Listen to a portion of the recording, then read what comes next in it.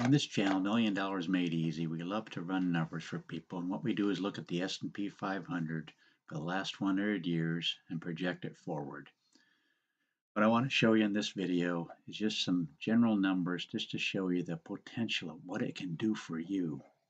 What I want to do is pick somebody that would save $350 a month. It's going to update it for every single year where an individual might be if the returns are like each of these different years, like 1924. I'm going to make some observations here. First of all, if you did this $350 a month over the last 100 years, 100% of the time you would have had over $1 million. 100% of the time. 45% of the time you would have had 1.5 million. And in over a 30-year period, you would have had 42% of the time you would have had a million. But I want you to notice something. These reds right here are the worst case scenarios in the last 100 years. And notice the 35-year column, the worst case scenario, you'd have over $1 million. That's why it can say 100% here. But I want you to notice what 5 years, the difference. 502,000, just 5 years later, you had $1 million. That shows you the compounding effect of just being in it for the long run. Let me show you the actual graph here. This is the graph for the 30-year period in the red. Stays just above 500,000, but just 5 years later, the graph stays just above $1 million. And these are in the worst case scenarios. Look at some of the possibilities, though, in some of the good years. Up to 30-year could have up over 2 million, and 35-year up over $3 million. But that just kind of shows you the graph of the potential here. Now, what I want to do is show you what the average investor does. This is average investor gets about 3.6% over this 20-year period in this chart that I found. And yet over here, if you're in the S&P 500, you get 9.5%. What does that really mean? What does that really mean? Let's look and see.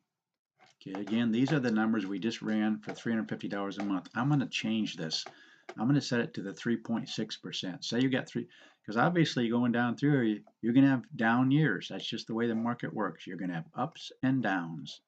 But what happens is people tend to panic, and then I just want something that goes up every year, so they can settle for, here's this 3.6% that we just saw. These are the numbers. 3.6%, if you got that every single year, where your numbers would be. And I want you to notice something. After 20 years, you'd have $120,000. That's doing this $350 a month. We could pick any of these numbers, but we're just sticking with this to show you the difference here. I want you to notice in the worst case scenario in the S&P 500, after 20 years, look, 120,000, 120,000. So you can go with the 3.6%, have the guaranteed return every year like the average investor does right here, 3.6%. Or if you can be in it for the longer term, look at the difference. Look at these are minimums. The median just blows it away more than twice what this 3.6% is. But I'm just looking at the absolute worst case scenario for a 25-year period, investing $350 a month for a 25-year period, $247,000. What about this 3.6% account? $165,000. It only gets worse staying with this 3.6%. If you're a young person and can get in it, I know it's panic time when the market's going down, but if you can stay with it, look at this.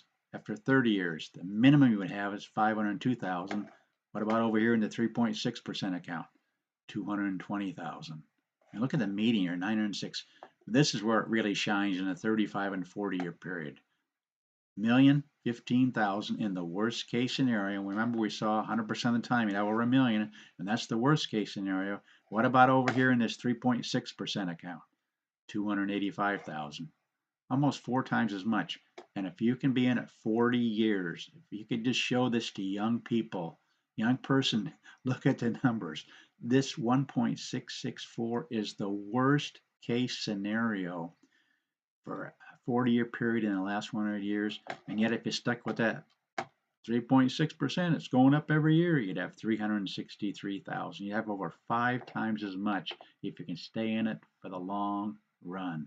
I just wanted to point these numbers out because I think they're so crucial for people to understand, because too many people don't want to lose any money, and the market goes down, they panic and they get out, and they just finally give up on the S&P 500. And look what it can do. The difference between 3.6 and 9.5% over a long period of time,